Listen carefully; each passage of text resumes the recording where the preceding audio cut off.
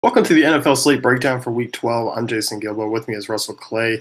Taking a look at the Sunday main slate. If you're taking a look at the Thursday Thanksgiving slate, we have a slate breakdown up as well. No buys this week. Obviously, we just have the games missing from Thursday and obviously Monday, Sunday. This has been two or three times now where we don't get the Steelers on DraftKings because they're playing Sunday night. Such a bummer. I mean, the last time it ended up working out because like Bell was horrific and Brown didn't do anything. So, it was a good thing last time, but yeah, certainly a bummer to miss out on that matchup. Yeah, I mean, we got the Patriots this week. We obviously have Seattle taking on San Francisco. That Saints-Rams game is who would have thought here we are, week 12, looking at the Saints Rams being just a huge NFC battle. I'm kind of having a tough time figuring who's going to control the pace in this game or whether it's just going to be an absolute shootout.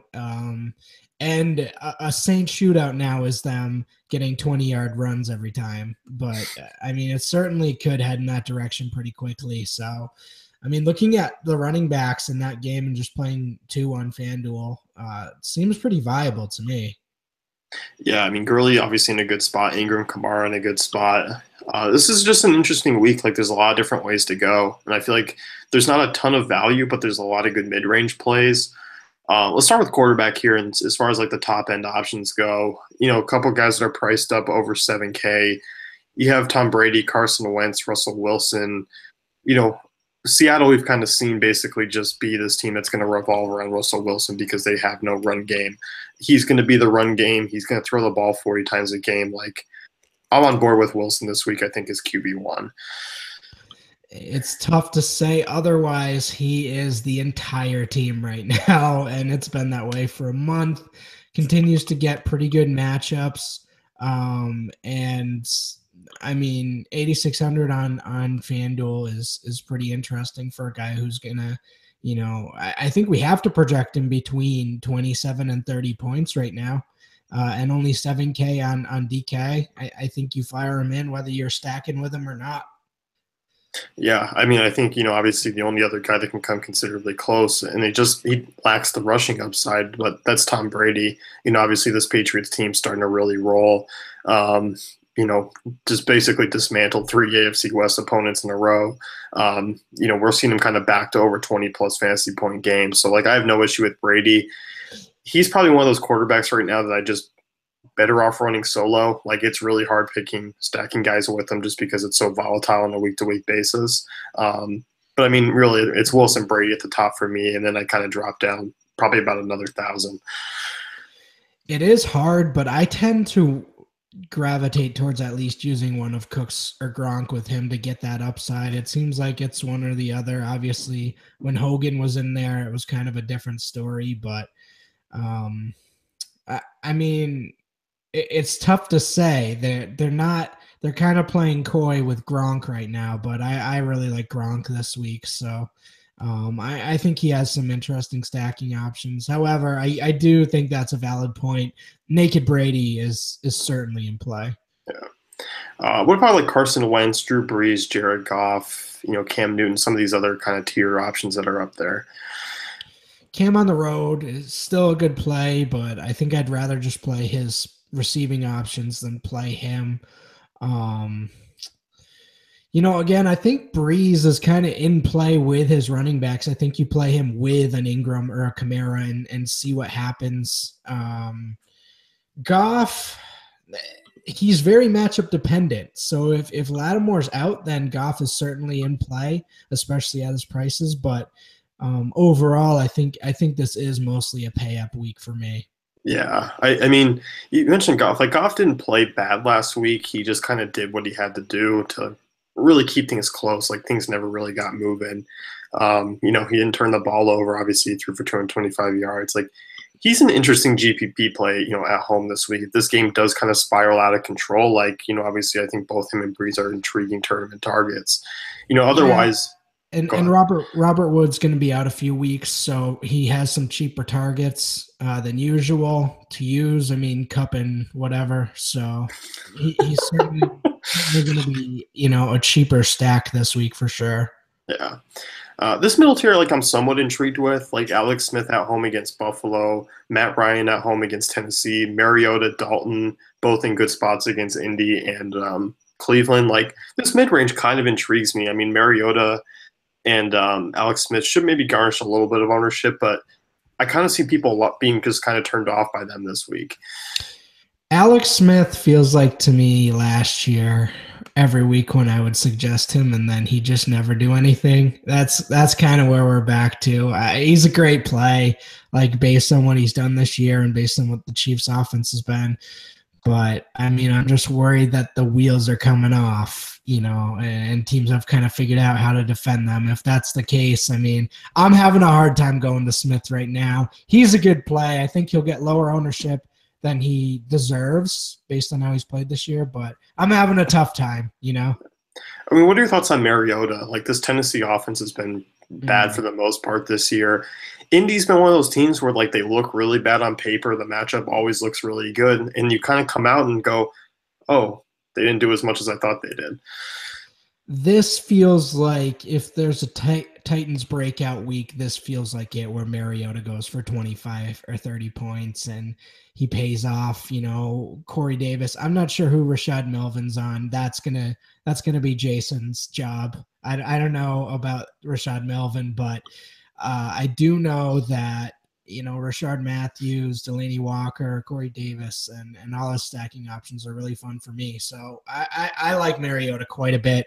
I think he's in a great tier, and I think this could be a great game for Tennessee overall. So, yeah, I like him a lot.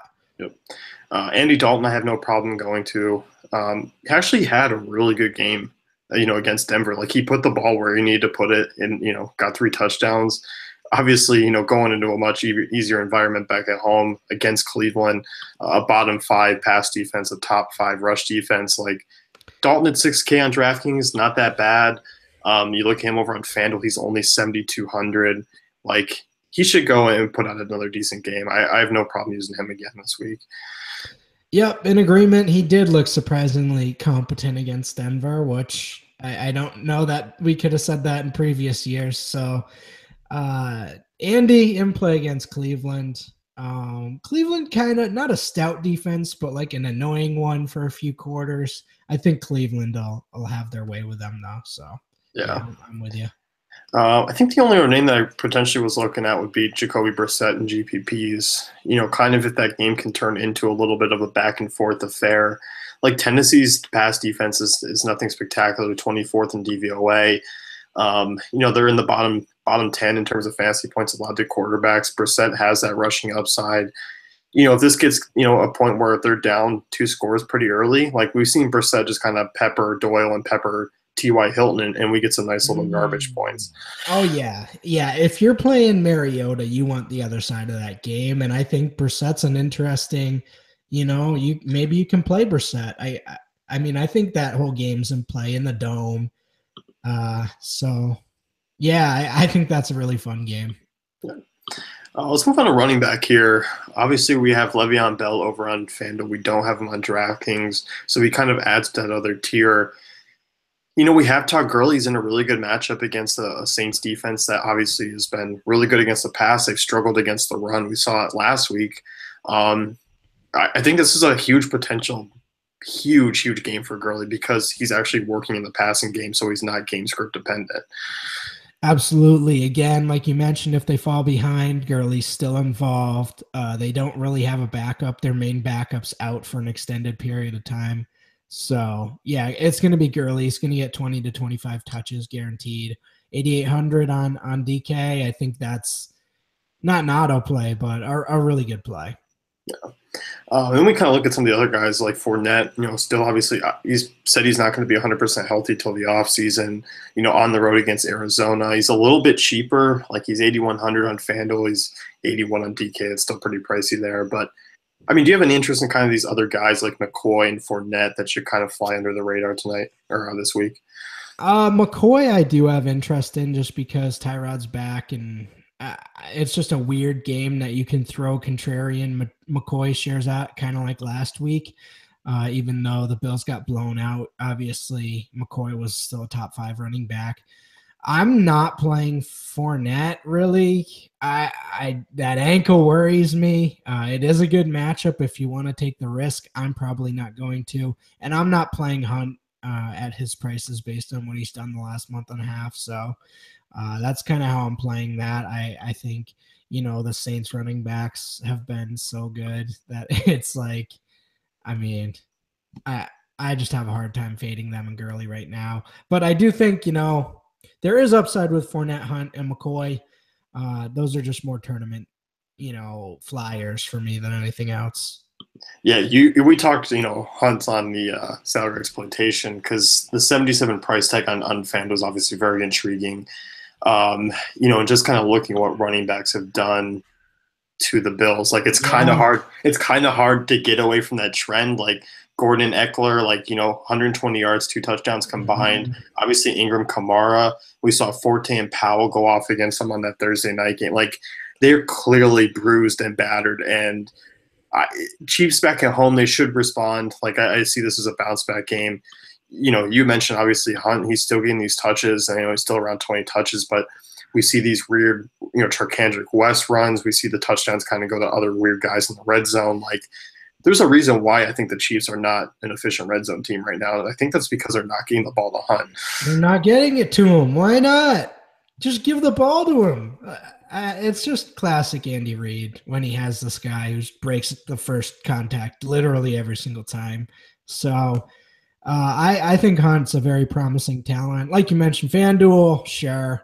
A big chance he could break a big run here. But if it's not a touchdown, then Chark's coming in, to clean up the mess. So I don't know. He's in play. That's all I'll say. Kamara, Ingram, it's kind of hard to just distinguish between the two.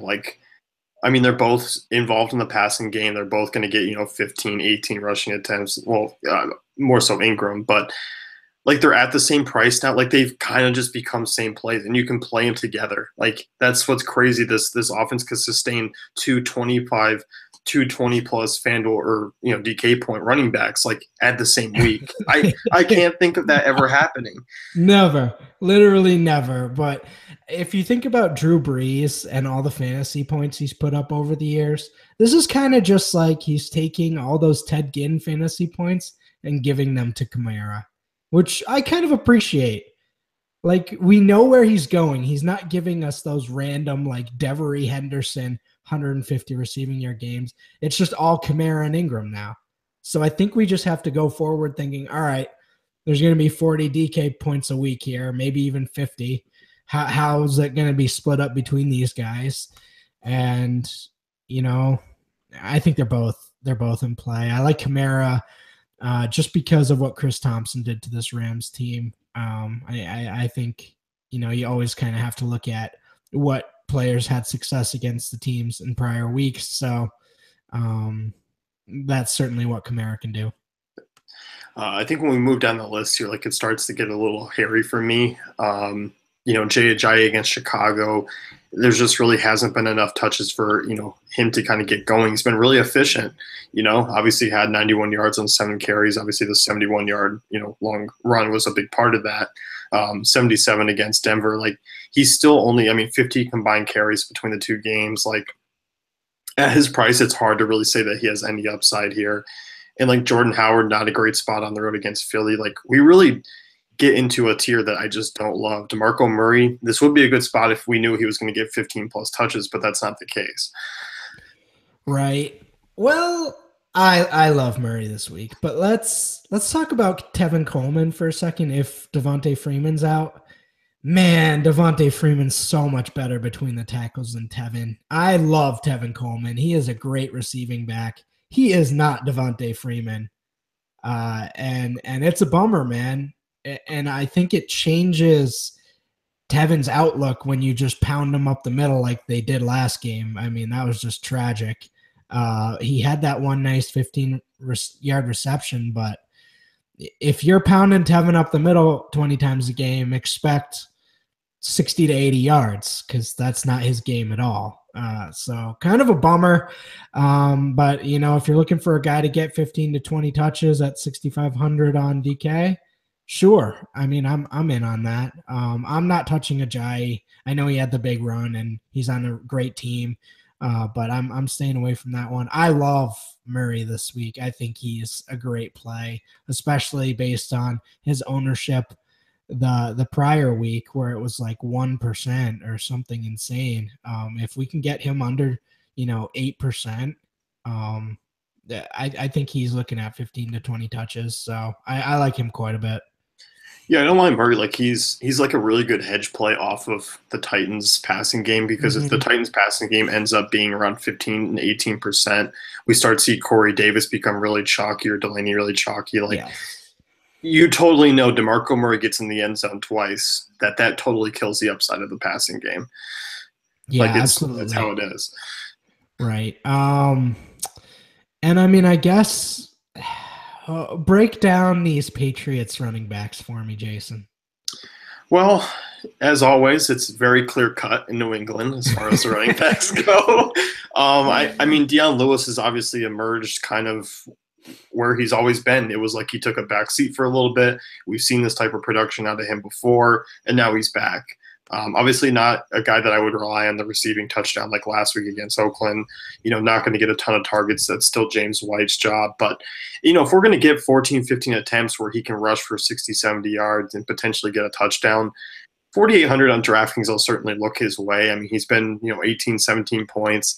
I don't feel the need to go to him on FanDuel at 6,200. I don't know if he has that same type of upside really to make a difference. Just for the fact that, you only need two of them.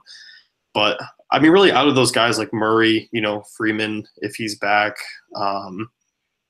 you mentioned Coleman, like, those are probably the only guys I could really consider. So, and because I'm a sicko, I'll probably play Joe Mixon and hope he gets 15 points, but it's not a great play. Cleveland's run D is pretty good. Doug Martin, never play Doug Martin. I've learned my lesson after. I'm ready. I'm ready to say no Doug Martin ever. He is getting tons of volume and doing nothing with it. Had a nice 30-yard reception called back last week. That's about what you're looking at for Doug Martin on this 2017 season. So I don't think you can really entertain that right now. Anything else down here? I think Carlos Hyde and GPPs. He's going to be lower owned against Seattle. I mean, he put up 20 DK points on him last time. Like, if he can get the targets, he should be okay. I probably prefer him on PPR sites because you need those like 4 to 5 catches to really kind of make it if he doesn't find the end zone. So 5,500, sure, I can look at him. Home matchup, Seattle's defense, obviously. The run defense still isn't that bad, but clearly they've still taken some hits. J.D. McKissick, a guy that Seattle started to use quite a bit in the passing game. He's only 3,700 on DK. Clearly a DK only play, but he's getting 5-6 targets a game. They're going to him on those wheel routes. So I think you could play him at 3,700 in a Russell Wilson lineup. I do too. And you know what? I mean, we saw Mike Davis, obviously questionable, not going to play this week. Right. Yeah. If Lacey's, in a food coma from Thursday night, he'll be off. Tom, Rawls is always a healthy scratch, it seems. Like, why not just give McKissick? The dude runs hard. Like, this dude runs hard. Like, give him 10, 12 carries. For a small guy, he's a pretty good player. So 3,700, I mean, yeah. And then Devontae Booker coming off, 19 touches, 3,700. So against Oakland, I'm in on that. Yeah, 6 targets in the passing game. Yeah, I'm with you. Definitely a guy to look at. And Oakland was a team that just their defense is thrashed. Oh man, it's bad. Yeah, it's bad. They're just clearly not as talented as we thought they were. So no. I won't speak for you, but as I thought they were. Wide receiver here this week. We're starting to kind of get these adjusted price tags on guys. Not named Antonio Brown. Things are starting to drop down. We're starting to regularly see Julio Jones in these mid-7 ranges, high 7s. Does that make him any more enticing? I was going to say, it's kind of like, you can put cat food on the table and like, it's still cat food. Like you can take it out of the can and make it look all pretty and put some garnish there, but Still cat food. Like, you're still paying 8K for a guy who is being used as a slot receiver, like being used like Cole Beasley. He really is. He's really being used like Cole Beasley. So it's great. It's wonderful. Excuse me. It's absolutely horrific. And I want to sue the Falcons. I want to sue Steve Sarkisian. But he's always banged up this year. He's at least one time a game you see him go to the sideline and he's grabbing his knee, and you're just like, all right, Julio, I got you, brother. I think we've kind of reached the point where these guys are if they're going to be 30%, I'm looking to fade. If they're going to be looking to be 10 to 15%, I'll start to take my shares. And that's just kind of how things go. Like, people have to be continuously burned off, but they keep lowering the prices and they keep playing them. Like, people keep playing 30% Julio Jones, and I'm just like, the matchups are always good. Like, he's always coming in. He's going to get you 10-point floor, but at what rate is that going to do you anything? So, for me, they're just kind of GPP targets because we know the upside. I'm not going to be really going to this range in cash. As weird as it says, I think Brandon Cooks is once again in a really good spot. You and I were both on the big Cooks game last week because as others were as well. But we finally had the big 150-yard game and a touchdown. And he gave it to us in the right spot. Like, it all made sense. And if you saw that play, the 60-yard touchdown, it was just like, yeah, that's what we were expecting. Just Raiders corners chasing him out of coverage, just in the wrong alignment. It was great. I loved everything about it. So I guess my question that I'll ask you about is AJ Green, kind of in a sneaky tougher matchup, like only had 60 yards and a touchdown against the Browns last time. If he does that, you're not liking that play. Is this a big game for Green, or is this kind of another game where he gets maybe 15 points? You mentioned, Cleveland kind of being like that pesky, annoying team. Like, Jason McCourty's been a really good corner this year. I would expect him to shadow AJ Green. And if that's the case, McCourty's held down some really good wideouts to pretty subpar games. Like, if you get 14, 15 out of Green this week, you're not really loving it, at the price tag. I think he's obviously in play because the potential for him is just always through the roof. So, like, he's in play for tournaments, but I'm not going out of my way in cash games to really pay for any of these guys. Mm-hmm. And so Miami receivers, they have that little Green, nice and cushy 31st against, the Patriots D on the DK thing. I don't know that means that at this point in the season.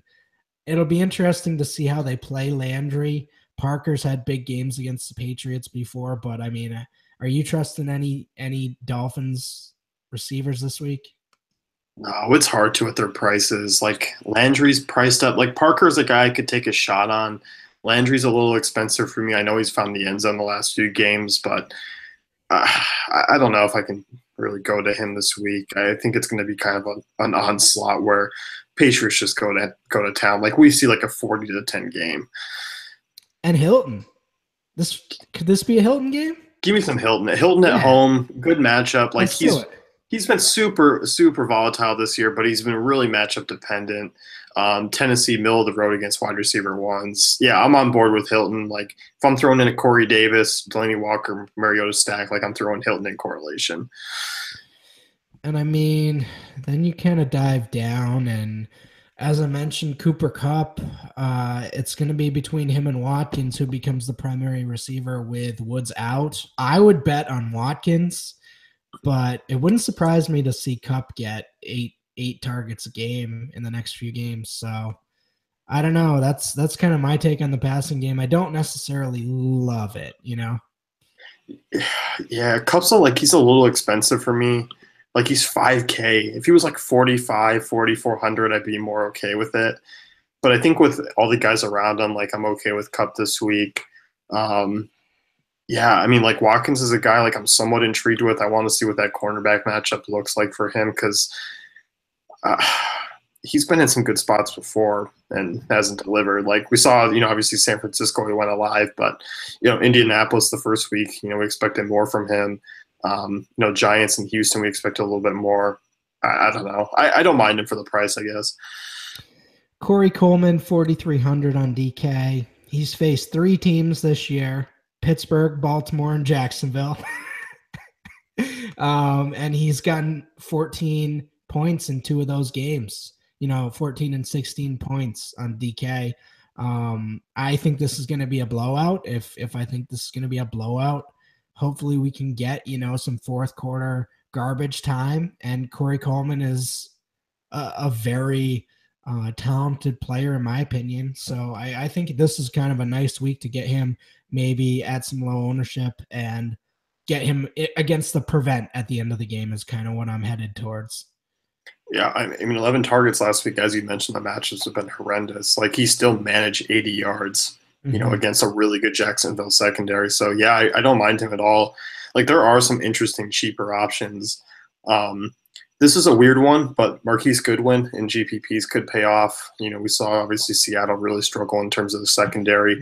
Obviously a completely different unit, but if Goodwin can get loose, like if they can lose, Goodwin in the secondary, we could see a huge 80-yard touchdown. Like that's his ceiling. Like that's what you need. Like he's a guy who could score 2 or 15.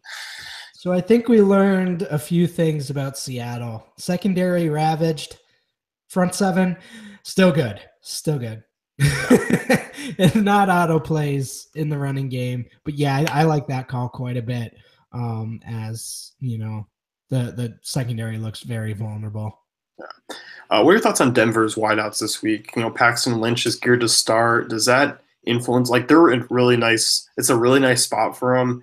The matchup's great. Like they've been getting their targets. Are you on board with their prices? I mean, they're not bad. I liked it a lot more with Osweiler personally, which sounds – I don't think anyone's ever said that before. But I just feel like Demaryius was such a higher floor with Osweiler. Yeah, I like it. I like especially Sanders. Sanders is the archetype that's commonly beat Oakland this year, the speed outside guy. So I think he's a great play. I like Demaryius as well, but I think I like Sanders a little more this week. Yeah, I'm in agreement. I'm ready to hop off the Thomas train. He's put up a couple touchdowns. Like Sanders is a guy who can get you 11 points on like only 3 or 4 catches. Like he's just got that potential. Definitely. So Denny Amendola this week, obviously interesting. Come off a really strong week. Saw 9 targets. Could see obviously them kind of looking his way again. Like he's just kind of one of the many weapons that the Patriots have, and he's in this mid-range. So probably more of a DK play for me because I don't quite trust him that he'll find the end zone again. And he can go 8 for 60 again and kind of get those 14 to 15 DK points. Yeah. Certainly can see the play there. Just not not many sure things in this world, and that's not one of them, No, there's not. I mean, wide receiver, there's not a lot to like. Like Oakland going up against Denver, even though Denver's offense is defense has fallen off a little bit. Like, do you see any reason to take a chance on Cooper Crabtree this week in tournaments? No reason. And it's my first week of the year where I'm just like, oh, perfect. This is going to be the week, Cooper gets, 150 yards and 3 touchdowns. That's fine. Yeah. Thoughts on Alshon? Alshon's been 4 touchdowns last 3 games. Like he's been in a couple really good spots. This is not a bad spot here where Chicago, we know, struggles differently on the road. He's definitely in play. Not one of my favorite plays, but starting to look like Alshon again for the first time in a few years. The last 3 games, he's done well in some bad matchups. Especially that Denver game, I think is what we can focus on. He looks good. He looks really good. So yeah, I think that's if you play a Wentz lineup or even not, certainly a tournament play. Is the hesitation with Jeffrey because he's so touchdown dependent? No, it's matchup. I worry about that Chicago secondary a little bit, kind of limiting him. But no, I think he's a good play. Kind of working our way back up a little bit here, like the Brandon Cooks, Doug Baldwin, Tyreek Hill range. What are your thoughts on Baldwin? Like he's kind of pricey, and A little bit disappointed, I guess, with his last two outings. It was in decent spots. Mm, Doug Baldwin's Doug Baldwin. I mean, he's whatever. He's just Doug Baldwin. That's just what he does. He has some big games, and he has mostly like mediocre games. He's just Doug Baldwin. All That's right. Well, let's yeah. hop FanDuel for a minute. Antonio Brown, primetime Sunday Night Football. Against a Green Bay, team that ranks 23rd in DVOA against wide receiver ones. Are you expecting AB to go off here? Well, I think so. I certainly thought so against Indianapolis, and that didn't happen. But yeah, I think he's the cash game play. If you can fit him in, it's just he's so much better than everyone else at wide receiver. You can't miss that 25-point outing. Or 30. You just can't miss it because there's just nobody else that can match that. So at least in the top tier, obviously someone's going to get 25 points, but it's just there's nobody else with any form of consistency like him this year. Yeah, I mean, when you look, like, there's just a clear-cut difference in terms of fantasy production from basically everyone's 7K and up, and then to Antonio Brown, and they make you pay that extra tier to get it. I'm fine with it. Once again, not to knock the range below, like Mike Evans, Jones, Baldwin, Green, Cooks, all those guys are great options. But the floors are just relatively low this year. Like, we've seen it. Like, we're week 12, we just have to accept it already. Yeah, and Bell, I love Bell. I mean, I think Steelers onslaught is fine. Yeah, we don't need to state the obvious there. Yeah. Let's move to tight end. Tight ends, obviously, we're in some good spots this week. We got Travis Kelce, home against Buffalo. Kelce missed out on the touchdown last week, but, still saw 14 targets, had 109 yards, still demolished the Giants. And we look at this Buffalo team where I just really don't mind attacking them this week. I just think they're like, it's a war field. They've been bleeding out for a while, and like someone just needs to come in and just, end it. Yeah. Oh, wow. Now the question is, are they unconscious, or are they like pleading with you, please help me, kill me? Nathan Peterman's like, he's private Nathan Peterman because he's the young guy who just got stepped in to do the shit job of the troops, Oh, Nate Peterman was a spy who like self-destructed on him, and it was like a big bomb. Yeah. So Kelsey's really the only safe play on the Chiefs. I feel like 100% sure he's going to get his targets. He's going to get the looks, and he's going to do well. So does that mean 100 yards and a touchdown? Not necessarily, but I think it means at least 80 receiving yards. And, that's kind of a nice thing to have at tight end this year. Yeah, I mean, I think obviously he's a pretty easy staple, like, to align if you're paying up at tight end. Zach Ertz is here this week. Obviously 5 targets last week against Dallas, only had 2.8 fantasy points. So it just wasn't a great week for him because all the other guys were getting in on the action. We had 2 random running back touchdowns. We obviously had Alshon get the touchdown. Like, it was just kind of weird stuff that maybe on another week, things wouldn't go that way for Ertz. We worried about Zach Ertz maybe still being hurt, or were we just chalking that up to a fluke? I'm gonna chalk it up to a fluke. I mean, there is possibility maybe that he was injured, but I'm back. I'm back on the Ertz wagon here. Like, I like him and Kelce, and obviously Gronk this week against Miami. Gronk is always just going to be a tournament guy for me because of his price tag, and I just can't take the single-digit fantasy point option from him.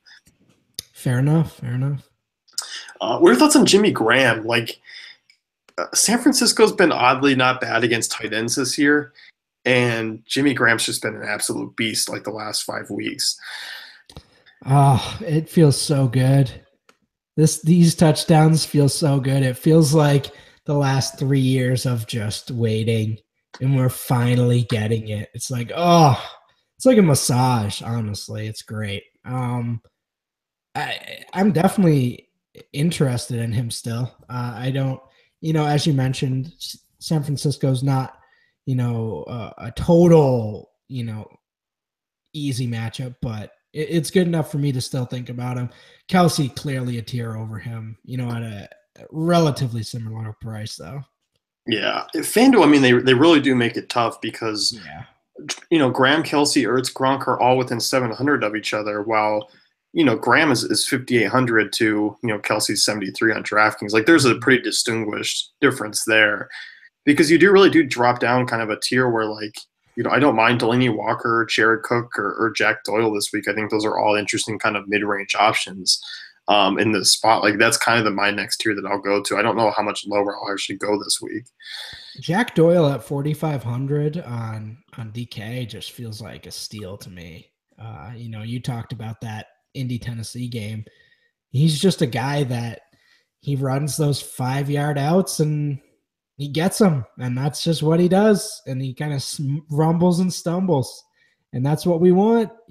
That's what we want on DK. So I could certainly see him getting, at least, I'd say at a minimum, he gets 10 DK points this weekend. Yeah, I mean, I'm on board with that. Like, you kind of look at this matchup, Tennessee's middle of the road. This is kind of a similar situation to where he was last time against Tennessee, where they were down. He saw 11 targets, caught 7 for 50 yards and a touchdown. Like, he's got a good 10 to 15 fantasy point range, and then potentially more. Good week at tight ends. I mean, I like Gronk, as mentioned. I think he's, if you want to stack with Brady, I think this is the week to go Gronk. Obviously hasn't paid off much at all this year, but this could be a week for him. I think it's a pretty decent matchup. Delaney Walker, we kind of touched on, salary exploitation, a good spot for him this week. He's been a guy who's been kind of banged up the last 2 weeks, but, caught us 6 and 9 of targets in each of the last 2 games, 12, 15 DK points, hovering right around 11, for FanDuel. Like, I'm cool with Delaney at these reduced prices. Yeah, him and Cook are 2 guys I like in that range on DK. As far as FanDuel goes, I think I like Delaney, quite a bit more. It's tough that lower range on FanDuel. It's kind of like, all right, I'm paying down. How far can I go and still feel comfortable fading? Because you're not just fading one guy, you're fading the top 4, and that's kind of scary. So there's no like difference between tight ends in terms of FanDuel anymore.